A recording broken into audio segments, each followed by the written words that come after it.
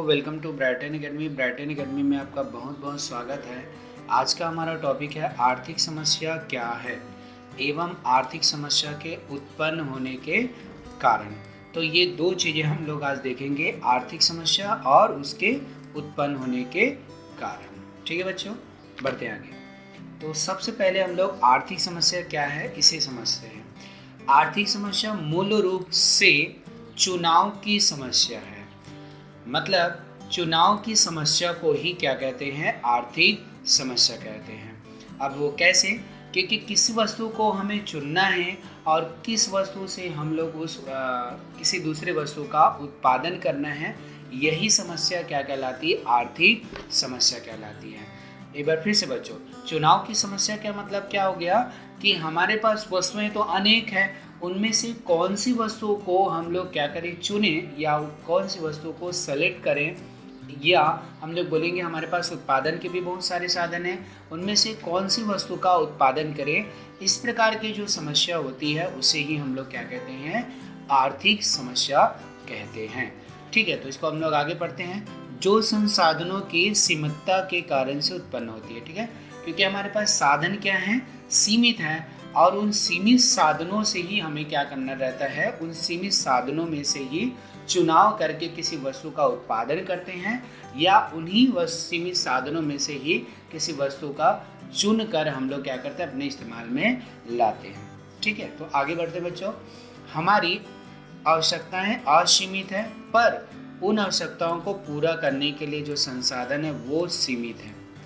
कहने का मतलब ये है, मनुष्य की आवश्यकताएं क्या है, असीमित है। कभी भी किसी भी मनुष्य की आवश्यकताओं को पूरी तरीके से हम लोग फुलफिल कर सकते हैं क्या, या उसे संतुष्ट कर सकते हैं क्या, कोई भी वस्तु देकर नहीं। वो एक वस्तु को इस्तेमाल करेगा, फिर उसके बाद कुछ दिन बाद वही वस्तु उसको क्या लगेगी, फीकी लगने लगेगी, और उसके जगह में किसी दूसरी वस्तु की उसे आवश्यकता महसूस होने लगेगी। ठीक है, इस कारण हम लोग कहेंगे कि आवश्यकताएं क्या हैं, असीमित है। एक आवश्यकता का पूरा होने पर जस्ट फिर उसके बाद ही क्या होती है, दूसरी आवश्यकताएं उत्पन्न होती है। पर उसको, उस आवश्यकता को पूरा करने के लिए हमारे पास क्या है, साधन सीमित है। हमारे पास इतने साधन नहीं है कि हम उसकी सभी आवश्यकताओं को पूरा कर सकें। जो भी व्यक्ति किसी भी वस्तु को मांग रहा है, ठीक है जी, उसकी पूरी आवश्यकताओं को हम लोग पूरी नहीं कर सकते हैं, क्योंकि कारण क्या है कि वो क्या कर रहा है, एक के बाद एक डिमांड करेगा। तो एक आवश्यकता को पूरा करेंगे तो फिर वो दूसरा फिर मांगेगा, तो हम लोग कभी भी उसकी पूरी आवश्यकताओं को पूरा कर सकते हैं क्या, नहीं। इसी कारण से क्या होता है, वैकल्पिक प्रयोग होता है। इसी कारण से संसाधनों का हम लोग क्या करते हैं, वैकल्पिक प्रयोग करते हैं। मतलब एक ही साधन को अनेक चीज़ों में इस्तेमाल में लाते हैं, उसी को वैकल्पिक प्रयोग कहते हैं। जैसे कि फॉर एग्जांपल मैं क्या करता हूँ, यहाँ पर एक ऐसे भी उदाहरण दिया गया, तो मुझे अलग से बताने की ज़रूरत नहीं है। इसमें क्या लिखा, देखो बच्चों, उदाहरण के लिए भूमि, उदाहरण के लिए भूमि, भूमि हमारे पास सीमित साधन है। भूमि हमारे पास क्या है, सीमित है, मतलब भूमि इतनी मात्रा में नहीं है।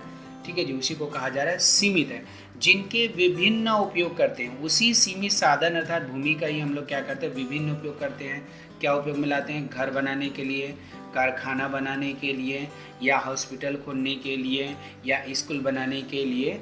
एक ही भूमि का हम लोग क्या कर रहे हैं, अनेक चीज़ों में प्रयोग में ला रहे हैं। घर बनाने के लिए, हॉस्पिटल बनाने के लिए, कारखाना बनाने के लिए, ठीक है, स्कूल बनाने के लिए। तो इसी भूमि का हम लोग क्या कर रहे हैं, वैकल्पिक प्रयोग कर रहे हैं। इस भूमि का हम लोग क्या कर रहे हैं, वैकल्पिक प्रयोग। वैकल्पिक प्रयोग मतलब एक ही वस्तु को अनेक चीज़ों में प्रयोग में लाना। भूमि का हम लोग अनेक चीज़ों में प्रयोग में डालें हैं, घर बनाने में, कारखाना बनाने में, हॉस्पिटल बनाने में, ठीक है, आदि।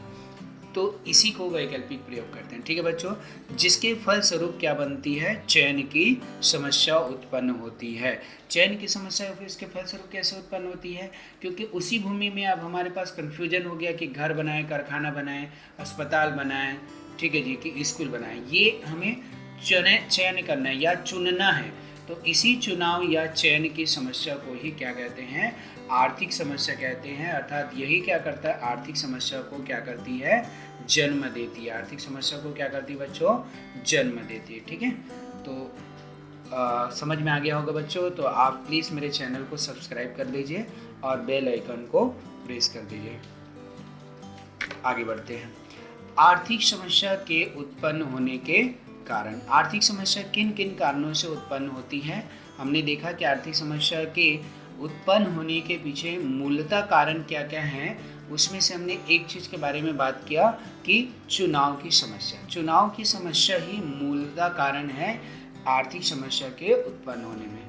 ठीक है बच्चों, तो हम लोग आर्थिक समस्या के उत्पन्न होने के कारणों को कुछ मुख्य बिंदुओं के माध्यम से, कुछ मुख्य पॉइंट के माध्यम से समझेंगे। तो पहला क्या है बच्चों?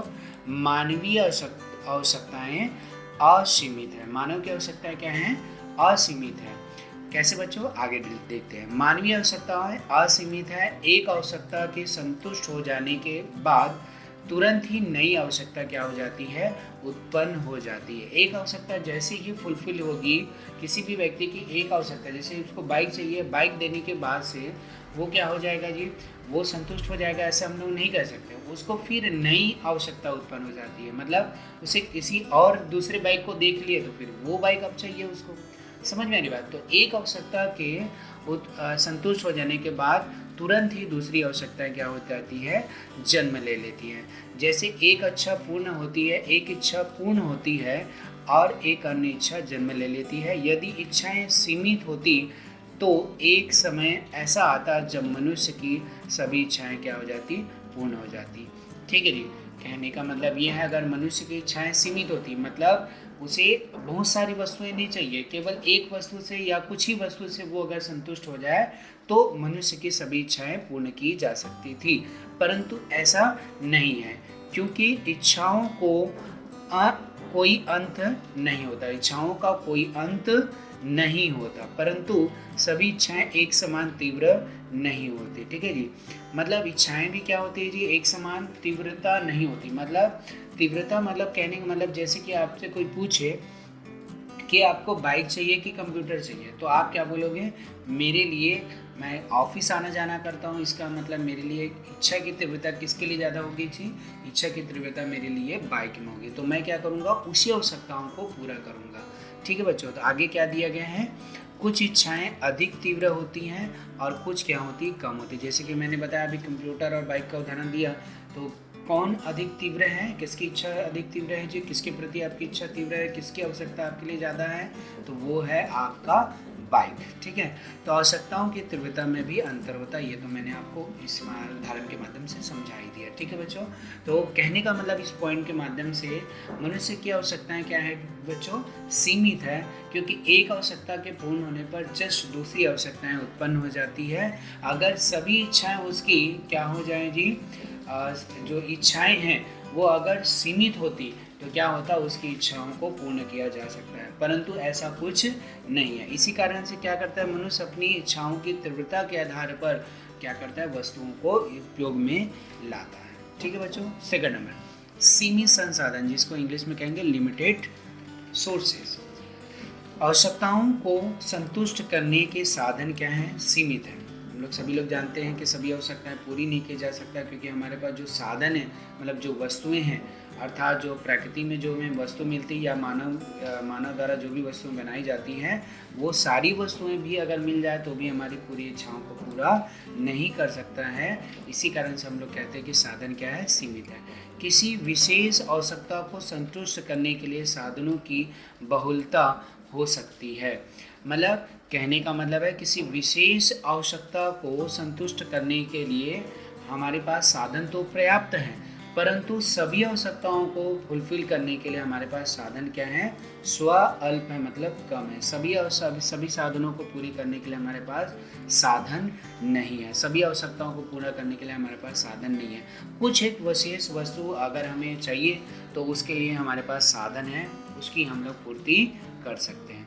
इच्छाओं की तुलना में उनकी पूर्ति के साधन क्या हैं? सीमित है।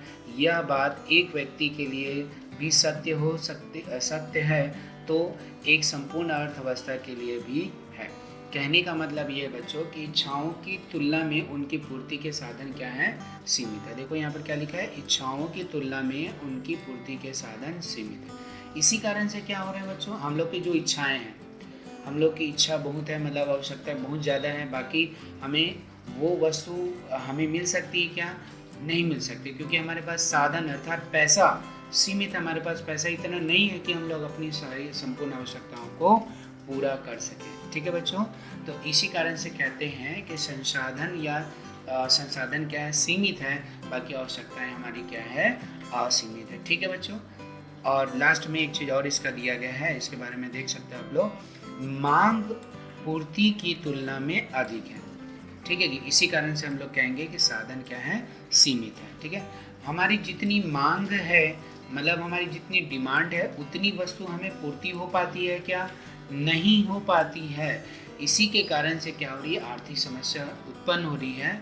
ठीक है, क्योंकि हमारे पास साधन क्या है, सीमित है, मतलब पैसा सीमित है और हमारी आवश्यकताएं असीमित है, वो उस पैसे से हम लोग सारी आवश्यकताओं को फुलफिल नहीं कर सकते। ठीक है बच्चों, आगे बढ़ते हैं। साधनों का वैकल्पिक प्रयोग। ठीक है, कारण क्या है बच्चों, यहाँ पर कहना क्या चाह रहा है, साधनों का वैकल्पिक प्रयोग, कि हमारे पास जो वस्तु है उसी का हम लोग क्या करते हैं, एक से अधिक चीज़ों में इस्तेमाल में लाते हैं। जैसे कि अगर माचिस की बात करी जाए तो माचिस का हम लोग अगरबत्ती जलाने में भी यूज़ करते हैं, गैस जलाने में भी यूज़ करते हैं। ठीक है, और हम लोग क्या करेंगे, अन्य कोई भी चीज़ जो जलाने की चीज़ है उसमें हम लोग क्या करते हैं, माचिस का ही उपयोग में लाते हैं। तो हम लोग इस प्रकार से कह सकते हैं कि एक माचिस का हम लोग क्या कर रहे हैं, अनेक चीज़ों में इस्तेमाल में ला रहे हैं, तो उसी को हम लोग क्या कहेंगे, वैकल्पिक प्रयोग कहेंगे। तो आगे देखते हैं, सीमित साधनों के अनेक प्रयोग संभव हैं, जैसे कि बिजली का रोशनी के लिए, रोशनी मतलब लाइट के लिए उपयोग करते हैं, और ऊर्जा के अन्य साधनों का। केवल बिजली हमारे पास नाम मात्र ऑप्शन है, उसी ऑप्शन का हम लोग क्या करते हैं, अनेक चीज़ों में इस्तेमाल में लाते हैं। ठीक है, जैसे कि उसी बिजली से हम लोग टीवी देखते हैं, उसी बिजली से हम लोग कंप्यूटर चलाते हैं, उसी बिजली से हम लोग क्या करते हैं बच्चों, चार्ज करते हैं। तो एक बिजली का हम लोग अन्य साधनों में बहुत सारे साधनों में उपयोग में ला रहे हैं, तो उसी को हम लोग क्या कहेंगे, उस बिजली का वैकल्पिक प्रयोग कहेंगे। ठीक है बच्चों, आगे बढ़ते हैं। चुनाव की समस्या, नेक्स्ट क्या दिया गया, चुनाव की समस्या, प्रॉब्लम ऑफ चॉइस। मानव की आवश्यकताएं क्या हैं, असीमित है, और हमारे पास साधन क्या है, सीमित है। मानव की आवश्यकताएं असीमित है, मतलब उसे बहुत प्रकार की वस्तुएं चाहिए, बाकी उसके पास साधन अर्थात पैसा वगैरह क्या है जी, सीमित है, इसलिए उसे क्या करना पड़ता है, चुनाव करना पड़ता है कि कौन सा वस्तु खरीदूं या ना खरीदूं। या हम लोग बोल सकते हैं, अगर कोई व्यवसायी है तो उसके लिए क्या बोला जाएगा, क्या और कैसे और किसके लिए उत्पादन किया जाए, यह चुनाव की समस्या उत्पन्न हो जाती है। इसी को क्या कहते हैं, आर्थिक समस्या। मतलब व्यवसायी के पास क्या समस्या उत्पन्न हो जाती है कि किस वस्तु का उत्पादन करें, कैसे उत्पादन करें, और वो वस्तु किसके लिए उत्पादन किए, किसके लिए, मतलब अमीर वर्ग, ठीक है जी, सामान्य वर्ग की गरीब वर्ग, ठीक है जी, जिससे उसका वस्तु जो उत्पादन किया वस्तु है वो बहुत लोगों को या अधिक से अधिक लोगों को बेचा जा सके। ठीक है बच्चों, तो इस प्रकार की जो चुनाव की समस्या पैदा होती है उसी को हम लोग क्या कहते हैं बच्चों, आर्थिक समस्या कहते हैं। ठीक है बच्चों, तो अगर आपको पॉइंट क्लियर हो गया होगा तो प्लीज़ मेरे चैनल को सब्सक्राइब कर लीजिए और लाइक कर लीजिए, और इसे अच्छा लगा होगा तो प्लीज़ शेयर कर दीजिए। Thank you for watching this video.